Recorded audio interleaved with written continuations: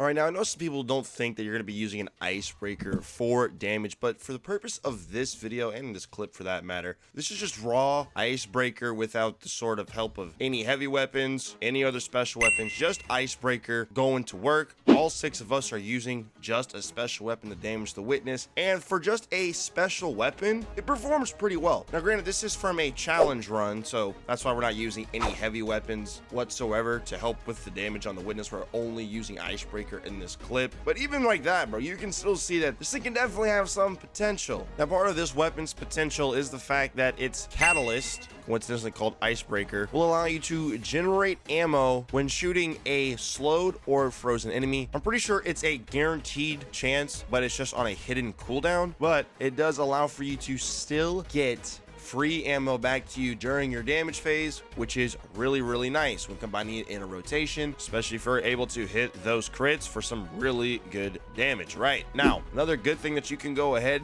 and take advantage of is the fact that Sanguine Alchemy and Well of Radiance have a pretty nasty combo, especially if you have solar weapons. This is because whenever you stand in a Well of Radiance, your solar weapon damage actually becomes solar ability damage. Okay, this means that even your weapon damage when you're standing in a well will get benefited from things like Facet of Courage. So if I have a fragment that promotes me using some sort of chill clip-esque weapon and a weapon that can make free ammo off of dealing damage to a slowed or frozen target, okay, now we really have some cooking to go with. On top of that, Sanguine also gives us the damage buff from just doing damage to an enemy when standing in a rift, on top of the ×4 surges that we get if our weapon matches our super type. So we're obviously going to need a good solar heavy weapon that basically limits us to 2 options: the Martial & C World Drop Rapid Fire Frame Solar Grenade Launcher, or the good old tried and true Apex Predator if you do not have the Martial & C GL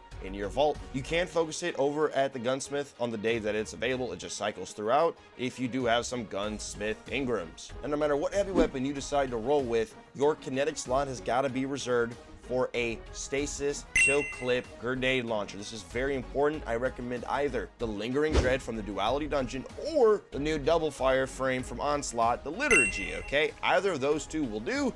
You need these as a very consistent way for you to proc Facet of Courage to get the maximum amount out of your damage and out of your Sanguine Alchemy. Another reason why we have to have this stasis grenade launcher with chill clip is because of the Concussive Reload artifact perk. Obviously, this is going to weaken any boss that we hit with our special GL, but if you have the volatile tonic that boosts this artifact perk, this is now going to allow your special GL to reload all of your equipped weapons. That doesn't really affect icebreaker, but that greatly benefits your heavy weapon, especially if it's something like a rocket launcher. Now keep in mind that there is a hidden cooldown on this full reload for all your stowed weapons, so you can't just do it on repeat. You can't just go between rocket back to this, rocket back to this. That is another reason why we have the icebreaker here, to supplement time and damage whilst we have some hidden cooldowns cooling down. As with the icebreaker, we never have to worry about reloading it in any season under any circumstance, because it literally doesn't have a reload animation, and it can gen its own ammo while we're in a damage rotation and using it, so long as we just occasionally hit the target with a chill clip source. In this case,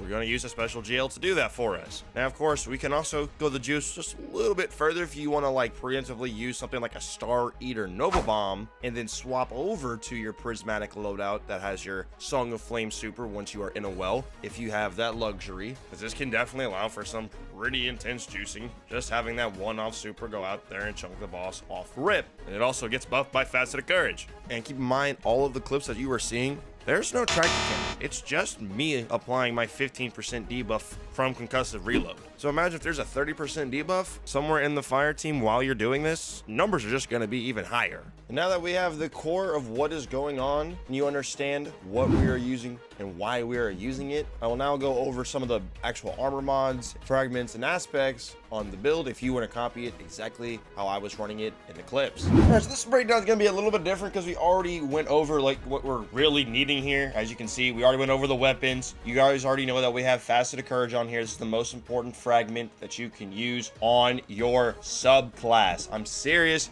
Put it on. It's not already on type beat. It's must have. Obviously, have your solar Song of Flame. Now, if you are by yourself real quick, I would just recommend that you be on normal solar with your well beforehand, drop it, and then swap over to your prismatic stuff so you can get your faceted courage bonus while standing in a well for your solar weapons. But if you are on a fire team where someone else is on well, oh yeah, bro, we gonna lock it in. We gonna stay on prismatic. That way we get a super out of it, get some more damage going. Whether you do decide to go from Nova Bomb, then swap over as well, is completely on to you. If you would like to implement that, by all means, go ahead. I feel like I'm always gonna have Feed the Void as one of my aspects on Prismatic Warlock. And then I do have the Bleak Watcher turret just because, in some situations it could be useful, as this will always be slowing the boss as well, freezing, and once again, helping out with your Faceted Courage. Basically, with the Chill Clip, Special GL, and Bleak Watcher, Faceted Courage is like always going to be up throughout the entirety of the damage phase. I have Restoration here. Not Restoration. I have Faceted Purpose. Every time you pick up an orb,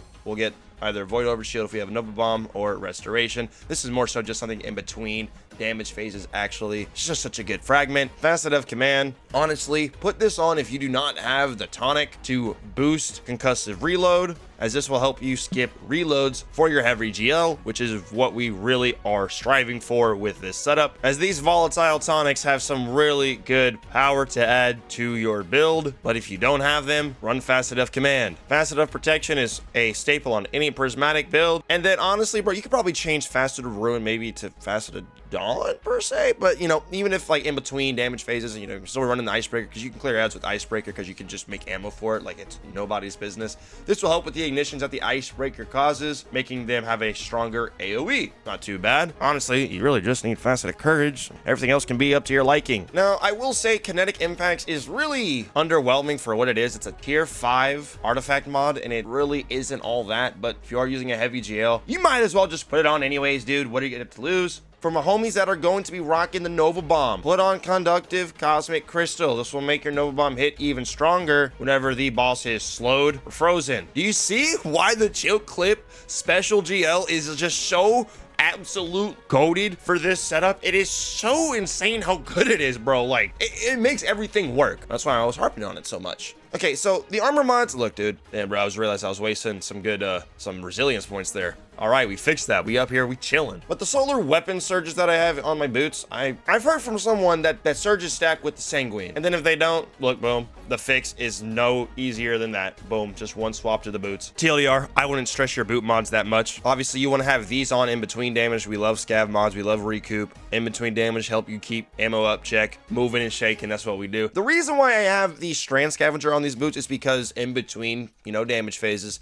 I do just like to have the call in my kinetic slot. I gotta have a special weapon there. We're rocking double special. Rocket pistols, default de facto weapon to fall back on for situations like that. That's why I have the Strand Scavenger on these boots. Now, damage wise, I just have dex mods because think about it, right? Icebreaker, you're never gonna reload it because it doesn't have a reload animation. You're not gonna reload your heavy GL because you're going to be skipping it with the volatile tonic to concussive reload. And then ideally, your kinetic weapon, your chill clip GL, has auto loading or reconstruction on it, or even envious arsenal for that matter, just something to where you don't have to reload it manually ever. Therefore, we will never be reloading at all when this thing is at its peak. You're just never ever going to reload, which is the most ideal situation you want to be in for a triple swap damage rotation. Everything in here serves a purpose. And then because you can make ammo for your Icebreaker just by defeating enemies with anything in your loadout but Icebreaker, your special affinity will always go back to your special weapon in your kinetic slot, which is very, very helpful. You can never go wrong with something like that. I feel like I say this every time in the breakdown portion of these videos, but the mods on your armor pieces really don't matter nearly as much as your weapons, concussive reload, and faceted courage. There we have it, everybody. A fun, damaging build / rotation that you can perform and pull off with the Icebreaker. Literally every Destiny 1 player's nostalgia's wet dream. Dim link will be at the top description. Thank you for watching the video. Y'all be safe and take care.